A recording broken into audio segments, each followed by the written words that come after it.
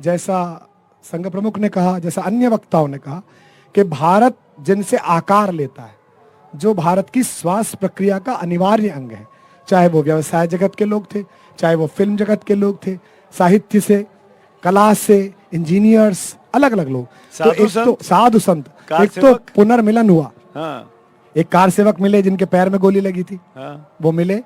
तो बहुत सारे ऐसे लोग मिले जो उस समय, जैसे एक शायद लोगों को ना पता हो, सत्यदेव नारायण मौर्य बाबा, जी बाबा कहते हैं उनको, उसने पहली बार नारा दिया था रामलला हम आएंगे मंदिर वहीं बनाएंगे, उसने नारा दिया था। वो आज आदमी मिला, तो जैसे क्षण आया वो मुझसे लिपट के रोने लगा और मुझसे बाबा बोलने लगा कि प्रभु अभी प्राण चले जाए तो भी दुख नहीं, जिस काम के लिए आया था वो हो गया। तो ऐसे लोग भी हैं। एक बात मानक आज प्रधानमंत्री जी ने कही, और वो बात विश्व की सारी राजनीति को समझनी चाहिए कि आप बहुत सारे लोगों की भावनाओं को अपने जनबल से, अपने अनैथिकल बल से, अनैतिक बल से, है ना, और अपनी सत्ता से, अपनी तुष्टीकरण से दबा तो सकते हैं, लेकिन जितने दिन वो पृथ्वी की गर्भ में आग पलेगी उतना बड़ा ज्वालामुखी फूटेगा। लेकिन अच्छी बात ये रही कि सब कुछ बहुत सकारात्मक था और एक सात्विक आयोजन था, उसमें कहीं आक्रोश नहीं था, बिल्कुल उसमें कोई जिसे कहते हैं ना एग्रेशन नहीं था। इनफैक्ट पीएम ने कहा भी राम विजय के साथ साथ विनय की भी साक्षी है। मुझे लगता है कि प्रधानमंत्री जी ने वो जानबूझकर बोला जी। और आपने नोट किया होगा, आप तो पत्रकार हैं, आपने तो गिन भी लिया होगा, शायद 7 या 8 बार उन्होंने राम से राष्ट्र की यात्रा प्रारंभ की। तो एक बड़ा संकेत है कि देश जिस दिशा में जा रहा है वहां केवल राम का मंदिर नहीं बल्कि राम का आदर्श। और इस विषय में उनसे पूर्व जो संघ प्रमुख ने बात कही कि प्रधानमंत्री ने अपनी तपस्या करी, ऋषियों ने अपनी करी, सबने अपनी, हम क्या कर रहे हैं, वो बहुत बड़ी बात थी। मैं तो ये नहीं सोचता था कि इतना अद्भुत कार्यक्रम होगा, और विशेष रूप से उन हजारों हजार स्वयं सेवकों को। आपको एक बात बताऊं जी, मैं तो चप्पल पहनता नहीं यहाँ पर, बिल्कुल, तो बिटिया ने चप्पल पहन रखी थी और हमारे साथ जो इसके पति हैं उन्होंने भी चप्पल पहन रखी थी।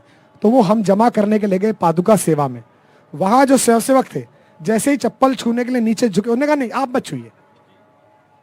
मतलब कोई किसी को चप्पलें नहीं छूने दे रहा है। हाँ। लोग चप्पलें उठा के रख रहे हैं, हाथ को सैनिटाइज करवा रहे हैं, वापस आने पे फिर हाथ से पहना रहे हैं।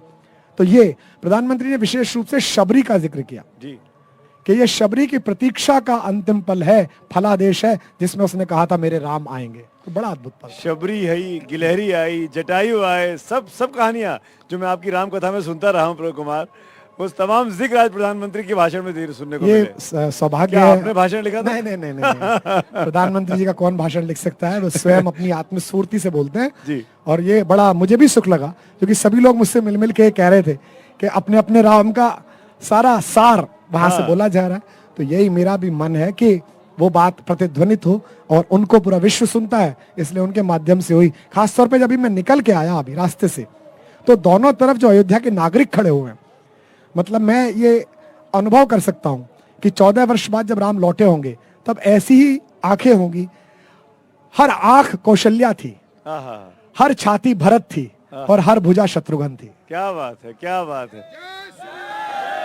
अपने अपने राम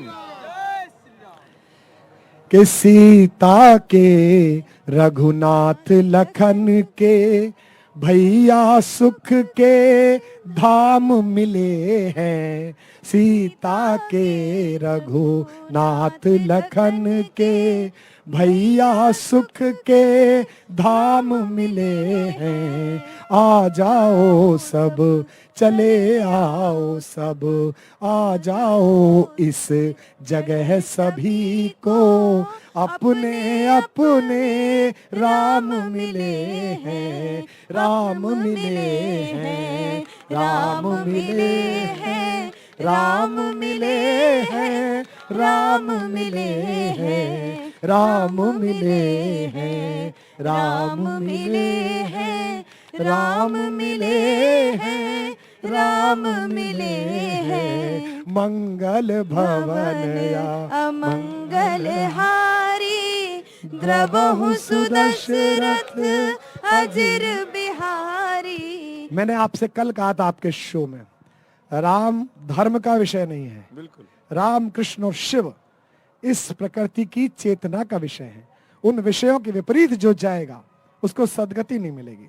और आज मेरी आंख एक स्वप्न और देख रही थी जी वहां बैठे बैठे जी कि हम और आप इसी वर्ष या 1-2 वर्ष बाद ऐसा ही सुख स्वप्न मेरे कन्हैया के दरबार में भी देखेंगे। राम नाम की लूट है, लूट सके तो लूट, जो ना लूट पाए उनके लिए क्या बोलेंगे? गोस्वामी जी पहले ही लिख के गए, जिनके पास निमंत्रण था और आने से अस्वीकार किया, गोस्वामी जी उनके लिए कहकर गए कि सकल पदार्थ है जग माही, कर्म ही नर पावत नाही। इतना पवित्र अवसर था। लोग कह रहे थे किसने बुलाया है, भाजपा ने बुलाया है, संघ ने बुलाया है।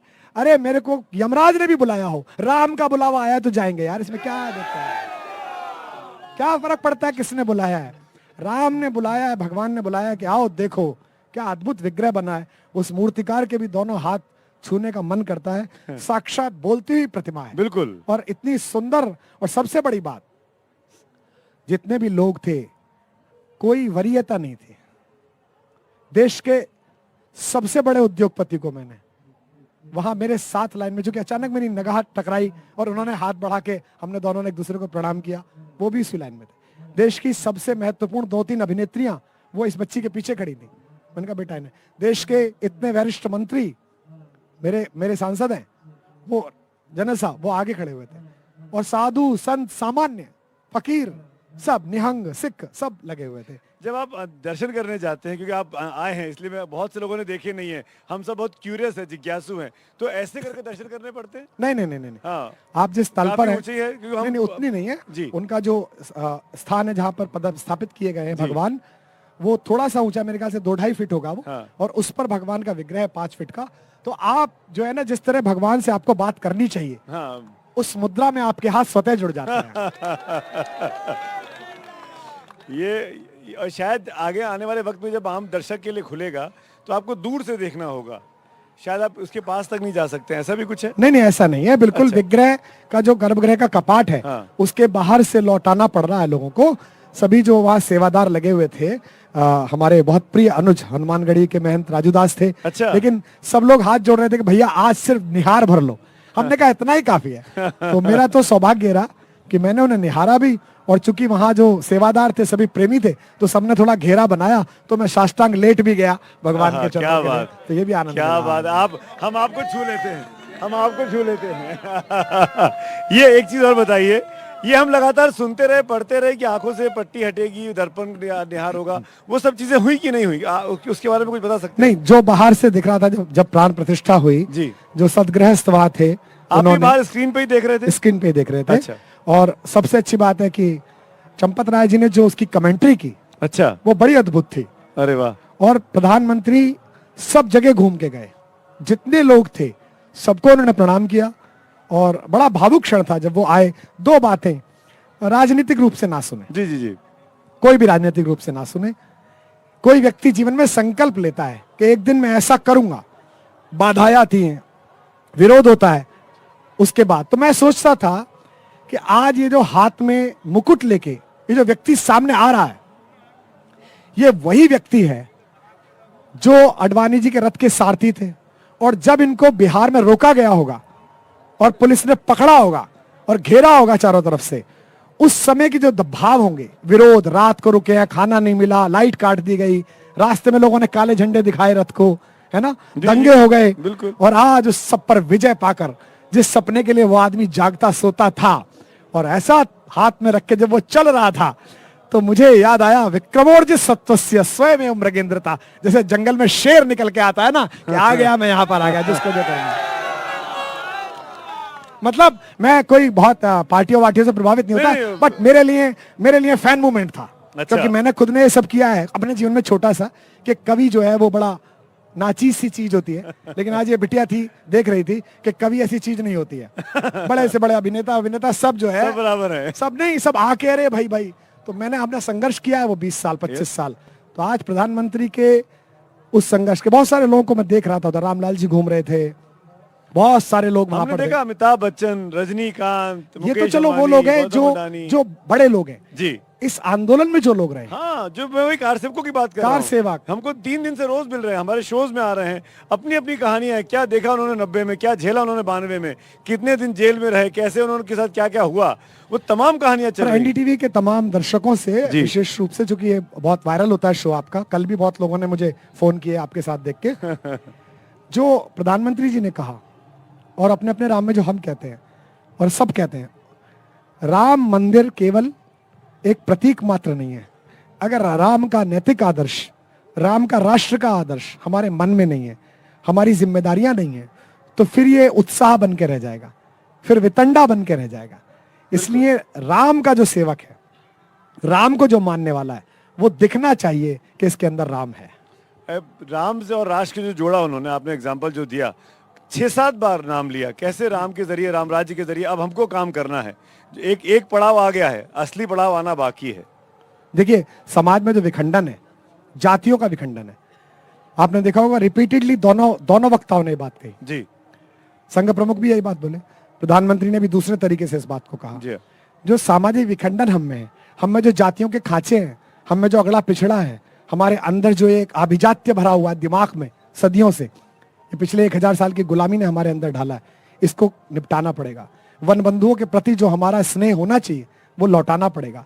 राम जैसे दलितों के, वंचितों के, मल्लाहों के, निषादों के, केवटों के, है ना, वन बंधुओं के, सुग्रीवों के गले लगते हुए दुनिया के सबसे बड़े लंकाधिपति को हरा के लौटते हैं। अगर ये जो वैश्विक लंकाएं हैं अमेरिका की, भारत इन्हें पराजित करना चाहता है। अगर पड़ोस में ये जो दूसरी लंका बैठी हुई है खरदूषण की, चीन, इसको पराजित करना है, तो भारत के सारे राम को मानने वालों को, सुग्रीवों को और शबरियों को गले से लगाना पड़ेगा। क्या बात है, क्या बात। और वो इशारा मिला भी, वो इशारा मोहन भागवत जी की बातों में, प्रधानमंत्री की बातों में साफ तौर पर मिला कि सबको साथ लेके चलना पड़ेगा, तभी हम राम राज्य की बात कर पाएंगे। और इसीलिए मैं कह रहा हूँ कि राम पे कुछ सुनाते भी रहिए ना, कविता जी साथ में। इसीलिए प्रधानमंत्री जी ने या किसी भी वक्ता ने कोई नकारात्मक बात नहीं की। हाँ बिल्कुल, इसीलिए क्योंकि वो कहना चाहते थे कि समरसता के साथ आप इस काम को करिए।